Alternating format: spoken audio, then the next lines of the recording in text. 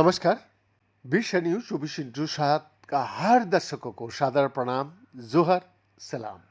The man who wants to live forever, उसमें biotech उद्यमी Bryan Johnson ने खुलासा किया कि वो उम्र बढ़ने को उलटने की अपनी खोज के तहत प्रतिदिन 50 से अधिक सप्लीमेंट लेता है। उनमें से एनएडी प्रीकर्सर भी है, जो एनएडी प्लस नामक अणु को स्तर को बढ़ाने के लिए बनाया गया एक यौगिक होता है। जी हाँ, वो सेलुलर ऊर्जा और अन्य आवश्यक प्रक्रियाओं में महत्वपूर्ण भूमिका भी निभाता है। क्योंकि एनडी प्लस का स्तर उम्र का साथ काफी कम हो जाता है, खासकर कंकाल की मांसपेशियों में। इसीलिए कई लोगों का मानना है कि सप्लीमेंट लेने से स्वास्थ्य को बनाए रखने और उम्र बढ़ने की प्रक्रिया को धीमा करने में मदद मिल सकती है। जी हाँ, लेकिन एक नए शोध से पता चलता है कि ये लोकप्रिय बायोहैक वादा किए गए लाभ प्रदान नहीं कर सकता है।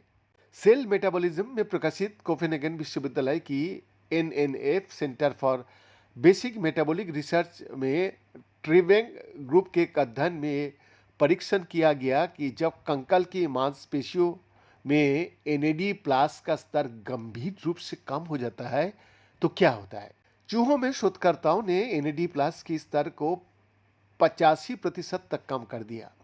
फिर भी तेजी से बढ़ती उम्र या पूरे शरीर के चयापचय में व्यवधान के कोई संकेत नहीं देखा गया। सेल मेटाबॉलिज्म में प्रकाशित अध्ययन की संबद्धता लेखक एसोसिएट प्रोफेसर जोनास ट्रिवेक कहता है, हमारी परिणाम बताता है कि कंकाल की मांसपेशियों बिना किसी कार्य हानि या त्वरित उम्र बढ़ने में पर्याप्त एनएडी की कमी को सहन भी कर सकती है। और ये उस प्रचलित दृष्टिकोण को चुनौती देता है कि एनएडी गिरावट मांसपेशियों की उम्र बढ़ने और कमजोरी का एक प्राथमिक कारण भी होता है। दर्शक, एनएडी कोशिकाओं में माइटोकॉन्ड्रिया को एटीपी के रूप में ऊर्जा का उत्पादन करने में मदद करता है। हालांकि वैज्ञानिक पूरी तरह से ये नहीं अभी तक समझ पाया है कि एनएडी में गिरावट माइटोकॉन्ड्रियल फंक्शन और सामान्य रूप से उम्र बढ़ने को किस हद तक प्रभावित करती है। उदाहरण के लिए, प्रभाव देखने से पहले एनएडी का स्तर कितना कम हो सकता है।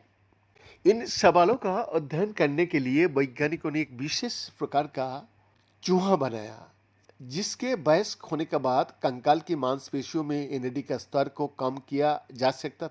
इससे वैज्ञानिकों को परिपक्व मांसपेशियों पर प्रभाव का परीक्षण करने में मदद मिली, जिससे इस बात को लेकर कोई भ्रम नहीं रहा कि एनएडी मांसपेशियों की विकास के दौरान उन्हें कैसे प्रभावित कर सकता है। भले ही इन चूहों की मांसपेशियों में एनएडी बहुत कम था, लेकिन उनकी मांसपेशियों के आकार, समग्र स्वास्थ्य, ताकत और व्यायाम प्रदर्शन सभी सामान्य थे। कोशिका के जीन, प्रोटीन, माइटोकॉन्ड्रिया और डीएनए मार्कर, जिन्हें डीएनए मिथाइलेशन कहा जाता है, उसका विस्तृत अध्ययन एनएडी का निम्न स्तर के बावजूद सामान्य रहा। बीएन का एक्सक्लूसिव रिपोर्ट, विश्व न्यूज 24/7 रांची।